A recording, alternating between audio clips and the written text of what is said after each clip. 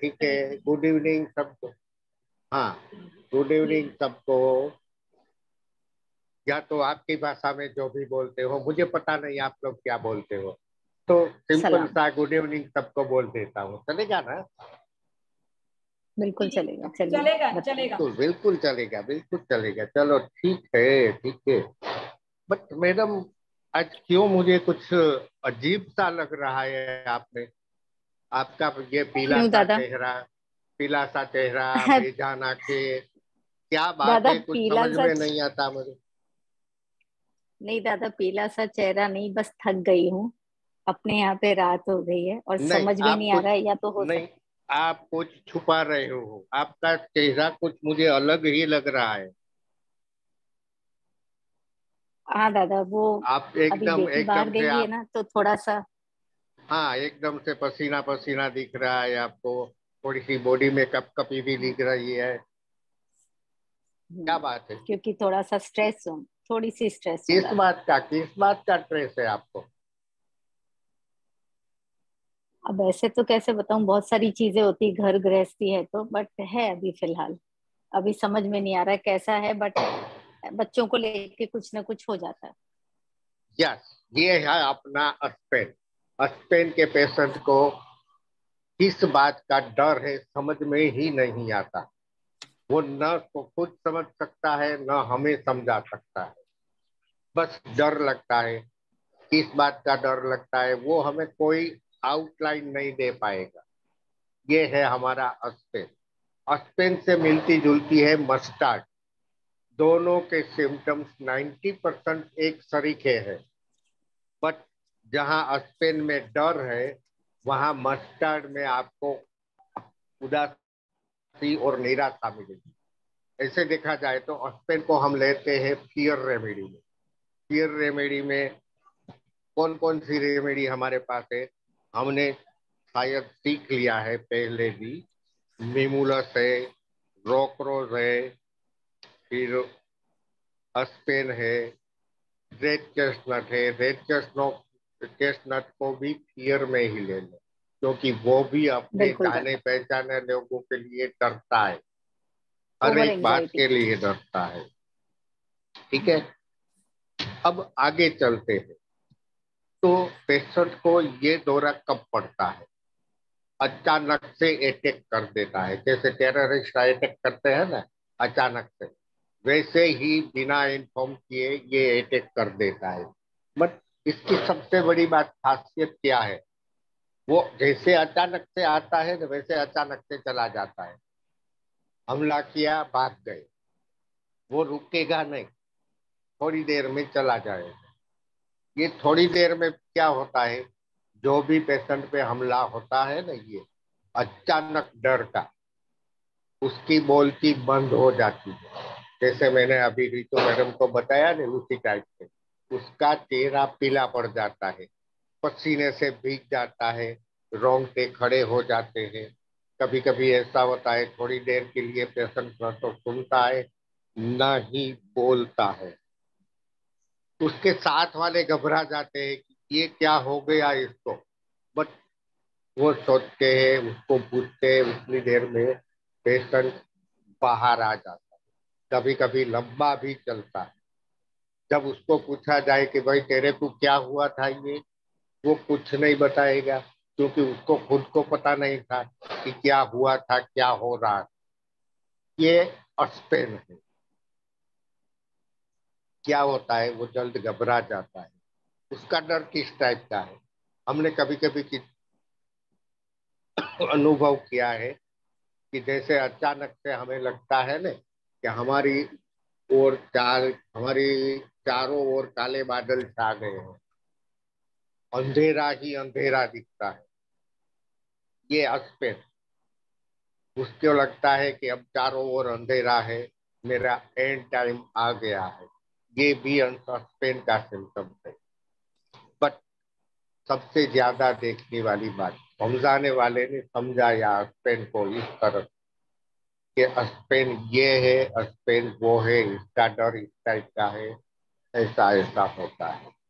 But अब हम slum area में जाते हैं ना, तो देखते हैं कि बहुत से आपको ऐसे मिलेंगे कि इस पर बुरी आत्मा का साया है, या तो ये लड़की पे कुछ साया सा है जो कभी भी उसके पास आता है, कभी भी उसमें घुस जाता है। क्यों? जैसे मैंने ये सिम्टम सब बताए ना, कि वो कुछ सुन नहीं सकता, बोल नहीं सकता, अचानक से चेहरा पीला पड़ जाता है। यहाँ यो लोग मानते हैं कि जो साया आया है ना, वो जब तक इसका लहू नहीं पिएगा, ब्लड नहीं चूस लेगा, तब तक जाएगा नहीं। बट ये भूत नहीं है, ये बुरी आत्मा नहीं है, ये एक मेंटल और फिजिकल सिम्टम्स है। मैंने कई पेशेंट को ऐसे स्लम एरिया वाले उनको ठीक किया है, बट वहाँ डॉक्टर की जगह मुझे भूत प्रेत भगाने वाला बाबा बनना पड़ता है। कुछ पानी वानी ले लो, कुछ ऐसा वैसा करो, बोतल भर के दे दो, स्पेन डाल दो, उसको बोल दो ये ले लो, उसका भूत भाग जाता है। हम ये बात में नहीं पढ़ेंगे कि ये लोग है कि नहीं, साइंस ने भी स्वीकार कर लिया है कि ये दुनिया अलग है। बट हमें तो पेशेंट को ठीक करना है। जब आपको देखा दिखाई देने कि पेशेंट में ऐसे अचानक दौरा आता है, तो उसको एस्पिरिन दे दो, आपको रिजल्ट मिलेगा। ठीक है, उसके आगे हम चलते हैं। मोस्टली फीमेल की लाइफ में 3 स्टेज ऐसे आते हैं जब उसके हॉर्मोन्स चेंज होते हैं। आप सबके पास भी कई ऐसे पेशेंट आए हैं। First, puberty. Second, first pregnancy. और थर्ड, मेनोपॉज। आप तीनों में देखो, जब भी हॉर्मोन्स चेंज आते हैं ना, सेम सिम्टम्स आपको मिलेंगे। अचानक से डर जाना, चेहरा पीला पड़ जाना, अचानक से पसीना पसीना हो जाना, जिसको मेनोपॉज में हम हॉट फ्लशेस बोलते हैं। पेशेंट को कुछ समझ में नहीं आता कि क्या हो रहा है, बट रीजन ये है कि जो हॉर्मोन्स चेंज हो रहे हैं, उसकी बॉडी में बदलाव आ रहा है, उसको पेशेंट समझ नहीं रहा है। यहाँ स्पेन आपको बहुत हेल्प करेगी। इसको दूसरी ओर से देखो कि अगर आप अपने किसी पेशेंट को हॉर्मोन की ट्रीटमेंट दे रहे हो, तो साथ में स्पेन दीजिए। स्पेन आपको स्पीडी रिजल्ट मिलेगा, आपका पेशेंट भी स्पीड से अच्छा हो जाएगा। फिर मेनोपॉज। हम ये समझते हैं कि मेनोपॉज ओनली फीमेल को होता है। गलत बात है, किसी किसी मेल को भी होता है। जब वो रिटायर मेनोपॉज। हो जाता है, रिटायर हो जाता है, अब कोई काम नहीं करता, घर में रहता है, पर क्या होता है, अब कोई उसकी कदर नहीं करता, कोई एक्टिविटी नहीं है उसके पास। तब ऐसे ओल्ड एज मेल पेशेंट को भी मेनोपॉज टाइप का अटैक आ सकता है। यहाँ भी अगर आपने उसको सस्पेंड दी, आपको रिजल्ट मिलेगा। बट रिटायर पेशेंट है तो आपको और सिम्टम्स देख के उसको walnut, grape apple, cherry plum, aspen वगैरह का कॉम्बिनेशन देना पड़ेगा। वो कॉम्बिनेशन मैं बाद में आपको बताऊंगा, उसकी डिस्कस हम बाद में करेंगे। जैसे बताया मैंने कि डर की दवा है, तो आपने देखा होगा बहुत सारे बच्चे रात को नींद में चीख मार के उठ जाते हैं, फिर सो नहीं सकते, या तो बिना लाइट के नहीं सो सकते, या तो सोते हैं तो फिर मोम का या पापा का हाथ पकड़ के सोते हैं। उसको डर रहता है कि अगर फिर से मैं सोया और वही पर डरावना सपना आ गया, तो इसलिए वो नहीं सोता। आप उसको स्पेन दीजिए, आपका बच्चा आराम से सो जाएगा, साउंड स्लीप लेगा। आगे क्या देखेंगे? मैंने बोला था ना कि आसमान में चारों ओर काले बादल आ गए। बादल छाए। हाँ, तो हमारे पास कोई भी पेशेंट आता है ना, तब भी मुझे कभी कभी अचानक से अंधेरा छा जाता है आंखों के आगे, तो ये क्या हुआ? लो शुगर है या तो लो बीपी है। हमारा सिम्टम से अंधेरा छा, पेशेंट का सिम्टम से आंखों के आगे अंधेरा आ जाता। यहाँ भी आपकी होम्योपैथी के साथ में स्पेन दीजिए, आपको अच्छा रिजल्ट मिलेगा। ठीक है, अब रितु मैडम आगे का क्लास आप लीजिए। थैंक यू दादा, thank you everyone. Okay, so it is some a kind of a very favorite remedy of mine, क्योंकि एक mysterious kind of remedy है, and it is very helpful in बोलते हैं ना केस टेकिंग। क्योंकि हम कई बार केस टेकिंग लेते हैं तो पेशेंट झुंझला जाता है कि अब कहाँ इतनी पुरानी बात पूछ रहे हैं। But sometimes what happen, trauma जो होता है बचपन का, वो जो कॉज होता है वो इफेक्ट बन के लेटर स्टेजेस में आता है। सो आई ऑलवेज से कि एस्पिन रेमेडी है, it treats the fear of mysterious kind. ऐसी मिस्टीरियस काइंड जो जरूरी नहीं है इंसान को नहीं समझ में आ रही है, जो वो भूल भी चुका है, at the back of the mind उसके दिमाग में रह गई है, क्योंकि वो बचपन से टेरर में था कोई ना कोई चीज के। And these aspen individual, they are always worried that they are surviving on the edge of a knife. हमेशा बोलते ना कि एक एज ऑफ नाइफ पे चल रहे हैं, या पहाड़ी के कोने पे चल रहे हैं, जहां से गिरे तो बस वो डर है। और कैसा है, उनको मालूम है कि मैं उस साइड भी गिर सकता हूँ, सेफ साइड में भी जा सकता हूँ, यहाँ पे भी। So it's a kind of a mysterious fear. And आपने कभी नोट किया है, एस्पिन इंडिविजुअल जो होते हैं, they are very impressed with the great mysterious side of the life, जो कि दादा ने बताया थर्ड जो लाइफ होती है, जो मिस्टीरियस लाइफ होती है, दे आर ऑलवेज इम्प्रेस्ड। क्योंकि जो एस्पिन इंडिविजुअल होगा वो फियरफुल होगा, अंदर से डरा हुआ होगा। So he is attracted to that kind of a life जो मिस्टीरियस होती है। और कई बार उनमें वो बोलते हैं ना आत्माएं आ जाती है, because they are living into that life. So perhaps they are attracted to those unidentified, जो हम नॉर्मल सिचुएशन में बोलेंगे ये नौटंकी पना है, बट हमें नहीं पता कि वो नौटंकी पना है या असलियत है। So let's not get into it, but let's understand these are the mysterious kind of fear. This is an aspen individual, and more often these unknown fears, they erupt from some childhood trauma, war, fight between parents, या unethical touching in childhood। तो ये जो धीरे धीरे ये the kid is not able to understand, not able to tell anyone, न ही वो register होता है by the child or by the parents or even by the doctors, and with age the memories they fade। वो जो terror होता है, वो जो फियर होता है, उसकी मेमोरी विथ एज चली जाती है, लेकिन वो अपना पीछे बोलते हैं ना कि एक ब्लड इफेक्ट छोड़ के जाती है। सो व्हेन वी से कि दो अननोन फियर है, it is not the cause, it is the effect. Cause तो कहीं दूर है। So it is very important to take case history, not regarding the present time. It is very important to go back behind the time. कई बार पूछना पड़ता है कि आप बचपन में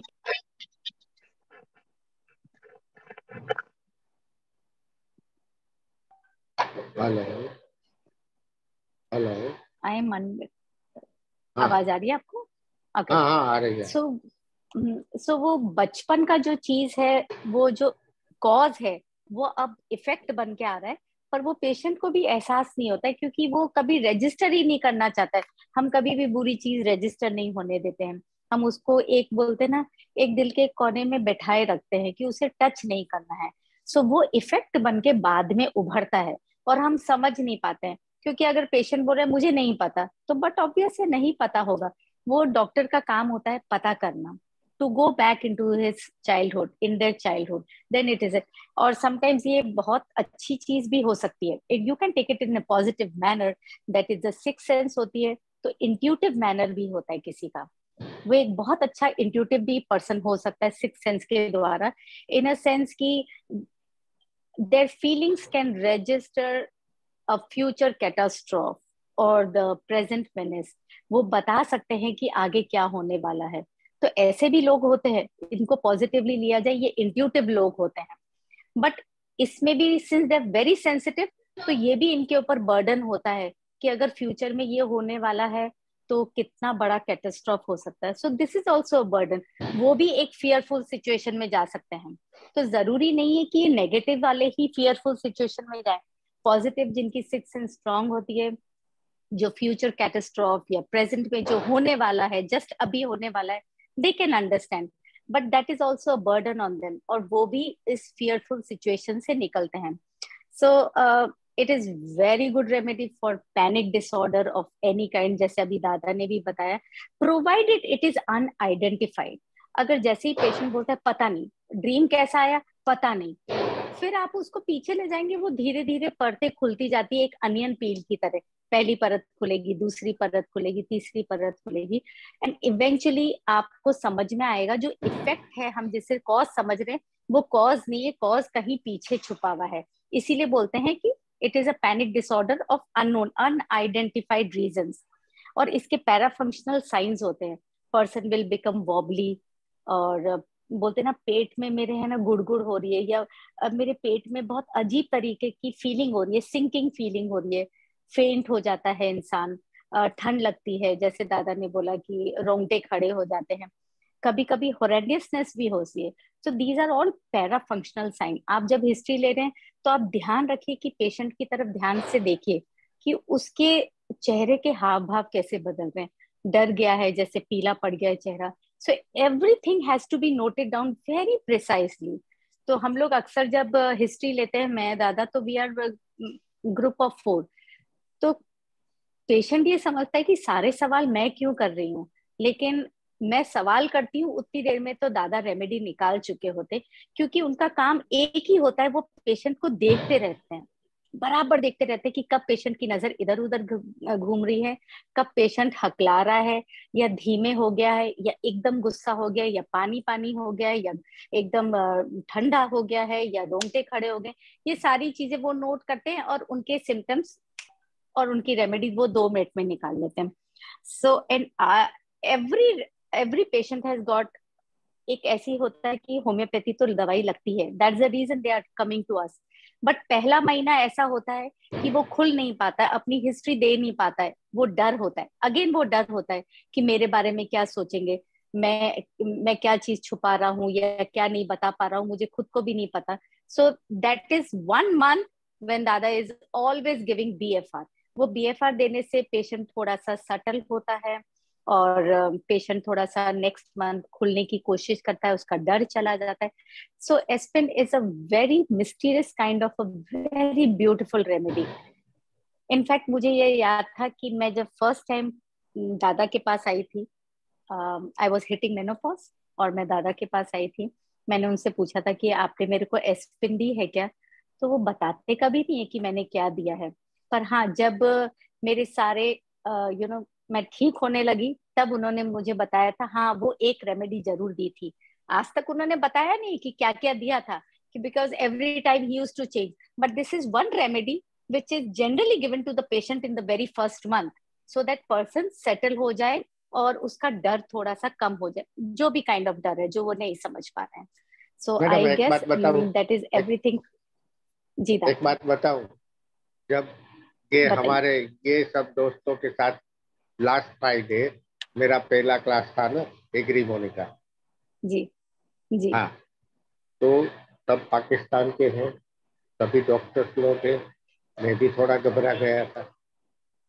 घबराहट क्या थी, कुछ पता नहीं क्या होने वाला है, कुछ पता नहीं। फिर क्या किया, एस्पिरिन के डोज ले लिए, आराम से मुझे पता लास्ट है, आपने फ्राइडे। बताया था। हाँ, आराम से मुझे लास्ट पता है, फ्राइडे का आपने क्लास बताया लिए। था। तो ठीक मतलब उसी पाकिस्तान तरह के लोग डर आप, रहे थे क्लास लेते हुए कि हम आपसे क्लास लेंगे। हाँ, तो ठीक उसी तरह आप में से कोई अगर लड़की देखने जाते हो और जो घबराहट होती है, एस्पिरिन दे दो। कोई लड़का आपको देखने आ रहा है और दिल में जो घबराहट एग्जाम होती है, टाइम हो, जॉब टाइम हो, कुछ भी। हाँ, इंटरव्यू में जाना हो, जहां भी घबराहट होती है, एस्पिरिन दे दो। दूसरा पॉइंट उसका देखो, घबराहट होती है तो क्या होता है, हार्ट बीट फास्ट हो जाती है। तो जिस पेशेंट की बोलता है ना कि मेरी हार्ट बीट फास्ट हो जाती है, एस्पिरिन दे दो। हार्ट बीट फास्ट होती है तो क्या होता है, बीपी बढ़ता है। तो जब हार्ट बीट भी फास्ट है, बीपी भी बढ़ रहा है, एस्पिरिन दे दो। उसके पीछे आएगा अटैक, एस्पिरिन दे दो। हर रेमेडी को ऐसे डीपली जाओ। ये जो हमारे मेन 10 सिम्टम्स है ना, उसके अंडर में 10 और सिम्टम्स आते हैं। और है, जितना अंदर जितना तक जाना जितना होगा। हाँ, जितना जितना आप बार बार पढ़ते रहोगे, आपको कुछ ना कुछ मिलता रहेगा। आज का क्लास कितनी मिनट एंड का है जरा अंडरस्टैंड। पूछो तो। 40 मिनट का है तो बाद थोड़ा टाइम क्वेश्चन का देना पड़ेगा। 30 मिनट है या 40 ठीक है मिनट दादा। मैडम? हेलो। जी जी सर, 40 मिनट्स है। हाँ 40 मिनट है, तो अभी 10 मिनट्स कितनी है। मिनट बाकी है? टाइम है हाँ, ना? क्वेश्चन रितु जी आंसर ले कंटिन्यू, लीजिएगा। क्वेश्चन आंसर ले लीजिए। कंटिन्यू क्वेश्चन आंसर कीजिए ले और ली ओके। ठीक है। क्वेश्चन आंसर ले लीजिए दादा। चले ऐसा करते हैं ना कि जिन जिन भी डॉक्टर्स हैं या स्टूडेंट से क्वेश्चंस करने हैं वो हैंड रेस करें, तो मैं उनका माइक अनम्यूट कर देती हूँ। सबका करूंगी तो सब एक साथ बोलेंगे। अगर किसी को क्वेश्चंस करने हैं तो वो हैंड रेस कर दे। ओके, शिल्पा सोनी का क्वेश्चन है कि एग्जाम में तो वो नोन फियर होता है। नोन फियर ये है कि एग्जाम देने जा रहे हैं, बट फियर क्या है? पता नहीं मुझे आंसर, ओके, कि मुझे आंसर आएगा या नहीं आएगा, मैं क्या कर पाऊंगी, मैं दे पाऊंगी या ढंग से नहीं दे पाऊंगी जवाब, या मैं फेल हो जाऊंगी। So this is unknown fear. हमें पता है जो जो जॉब इंटरव्यू के लिए जा रहा है उसे भी मालूम है कि मैं जॉब इंटरव्यू के लिए जा रहा हूँ, but what is the fear? They are not able to understand कि व्हाट इज द फियर। मैं किस चीज से डर रहा हूँ? इंटरव्यू देने से नहीं डर रहा है वो इस चीज से डर हो सकता है कि मुझे जॉब मिलेगी, मुझे कितनी तनख्वाह मिलेगी, मुझे उसके नीचे की जॉब मिलेगी या ऊपर की जॉब मिलेगी। So when you start thinking for so many questions, then it becomes an unknown fear. जब आपको मालूम है कि ये चीज का फियर है, then it is only one fear. But when you are confused that this can happen और that can happen, that is an unknown fear, Shilpi. मतलब कि आप जब कोई भी नया काम स्टार्ट करने जा रहे हो और एग्जैक्टली। आपका दिल धड़क धड़क करने लगता है, तो यहाँ आपकी रेमेडी होती है suspense. Next. Anyone else? Next question, Meeno. Menopause में किस तरह काम करती है? ओके, लुबना जी पूछ रही है कि मेनोपॉज में कैसे काम करती है। लुबना जी, जब हम मेनोपॉज में जाते हैं ना, तो हमारा सबसे पहला madam ji as a one women. Minute, one minute दीजिए। ये जी सब दादा। डिटेल्स में आपको हमारी रितु मैडम की अपकमिंग बुक बेच फ्लावर और फीमेल 40+ में मिल जाएगा। फिर भी रितु मैडम अभी बता ही देते हैं, बता दो मैडम। तो वो बहुत सारी चीजें होती है उस वक्त। औरत एक बहुत टिपिकल सिचुएशन से निकलती है, उनको ये नहीं पता होता है कि हार्मोनल बैलेंस इतना बिगड़ सकता है कि एक हर चीज, शी उसको कभी एंजाइटी इश्यूज नहीं थे, अब एंजाइटी इश्यूज हो रहे हैं, वो बात बात पे झगड़ा कर रही है, बात बात पे मूड स्विंग्स हो रहे हैं, कभी हॉट फ्लैशेस आ रहे हैं, कंफ्यूजिंग स्टेट होती है। और सबसे बड़ा डर उसको ये होता है कि मैं जैसी थी, जितनी सुंदर थी, क्या मैं वैसी रहूंगी, या मैं मोटी हो जाऊंगी, मेरे बाल सफेद हो जाएंगे। There are many fears ma'am. तो एस्पिन देने से एटलीस्ट वो औरत काम होती है और वो ये सोच में आती है कि ये एक फेज है लाइफ का, ये आया है तो ये जाएगा, एंड इट्स नॉट नेसेसरी कि हमेशा बीमार रहूं, फ्लैश हो जाएगी। तो ये सारी चीजों को सेटल करने के लिए एस्पिन दी जाती है। अगर आप प्रेगनेंसी में देना चाहते हो ना किसी पेशेंट को, तो उसमें भी दीजिएगा। रोकरोज, हाँ रोकरोज भी है, रेस्क्यू हम्म, भी है। बट आप अगर स्टार्ट करना चाहते हो, आपकी पेशेंट डरती है बहुत, तो 5वें या 6ठे महीने से आपकी पेशेंट को आप पेन स्टार्ट कर दो। Okay next. हेलो। ये अगर किसी का क्वेश्चन हाँ है दादा। तो मैं क्या सबको अनम्यूट कर दूं, या लिखकर आप बता रहे हैं, या मुझे जो है वो। नहीं, अनम्यूट कर दो, जिसको क्वेश्चन करना है वो सामने स्क्रीन पे ही ले लो। चले ठीक है, मैंने दादा, सबको। डॉक्टर डॉक्टर असरा पूछ रही हैं, ये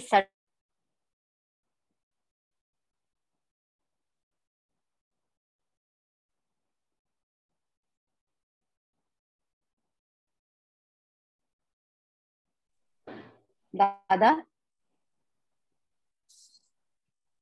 दादा को शायद अनम्यूट करना पड़ेगा, वो म्यूटेड हो गए। मैंने सबको अनम्यूट किया ना। ठहरे ठहरे ठहरे।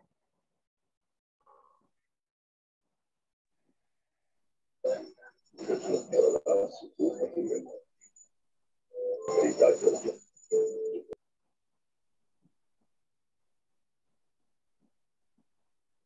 हाँ दादा, असरा जी पूछ रहे हैं कि ये सडन कंडीशंस के लिए है, क्रॉनिक के लिए नहीं है क्या?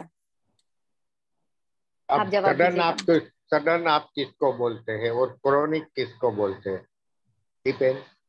बट जब डर का दौरा अचानक आता है, यहाँ आप सडन ले लो। अचानक आना, क्या आना? डर का दौरा। यहाँ मेरा आप सडन ले सकते हो। मतलब सडन से ये मुराद है कि एकदम अचानक कोई सिचुएशन हुई और वो उसके फियर में चला गया। लेकिन क्रॉनिक ये कि उसको काफी टाइम से ये मसला चला आ रहा है कि उसको एग्जैक्टली कोई भी ट्रिगर एग्जैक्टली। करती है प्रॉब्लम, और फिर वो जो है वो ट्रिगर होने के बाद उसको आप एक्सटेंड। दोनों सिचुएशन में दे सकते हैं जिसमें पता ही नहीं है उसको कि क्या है। आप दोनों बट सिचुएशन में दे सकते हैं। हाँ, हम बट सिचुएशन की बात नहीं कर रहे हैं। यहाँ आप स्पेन दे सकते हो। बट अगर आप बेज फ्लावर को जानते हो ना, तो आपको समझना चाहिए कि क्रोनिक मतलब एक लिंक चली आ रही है। यहाँ साथ में वॉलनट देके लिंक को ब्रेक करो, आपको अच्छा ठीक रिजल्ट मिलेगा। नेक्स्ट। ठीक ठीक, थैंक यू दादा, नेक्स्ट क्वेश्चन अमजद जी की तरफ से है। How is a man in menopause fear? Please explain again as you mention earlier. अच्छा अमजद जी, एंड्रोपॉज होता है मेन में भी, और आई थिंक दादा। हाँ, देखिए, मैं रिटायर हो चुका आप हूँ। समझाइए, आप हाँ, समझाइए। मैं रिटायर हो चुका हूँ। और आप जानते हैं कि रिटायर जो हो चुका है, पूरी लाइफ चेंज हो जाती है। कोई एक्टिविटी नहीं है। जो जॉब करते हैं मोस्टली उनके लिए। और अब क्या होता है कि जब कोई एक्टिविटी नहीं है तो वो घर में भी फ्री रहता है। घरवाली भी कदर नहीं करती है। पूरा दिन इधर उधर घूमना बिना किए के।